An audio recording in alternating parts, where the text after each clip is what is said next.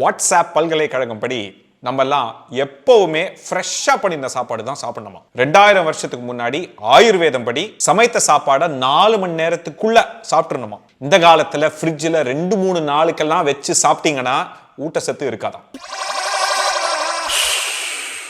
முதல்ல ஒரு கேள்வி, 2000 வருஷம் முன்னாடி ஃப்ரிட்ஜ் இருந்துச்சா? அதை விடுங்க, எலக்ட்ரிசிட்டி இருந்துச்சா?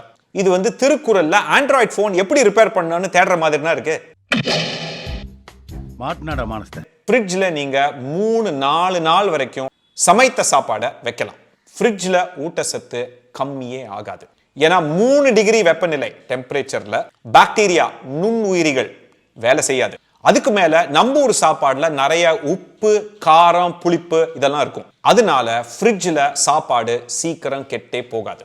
ஆனா நீங்க ஃப்ரிட்ஜ்ல இருந்து எடுத்து திருப்பி சூடு பண்றீங்களே, அப்பதான் கொஞ்சம் ஊட்டச்சத்து கம்மியாகும். அதுவும் carbohydrates, protein, fats, vitamins A, D, E இதுக்கெல்லாம் ஒன்றும் ஆகாது. விட்டமின் B, விட்டமின் C இது 2 தான் கம்மியாகும். இதுக்கு தான் சரியான அளவு மட்டும் ஃப்ரிட்ஜ்ல இருந்து எடுத்து மைக்ரோவேவ்ல சூடு பண்ணீங்கன்னா அதுவும் கம்மியாகாது.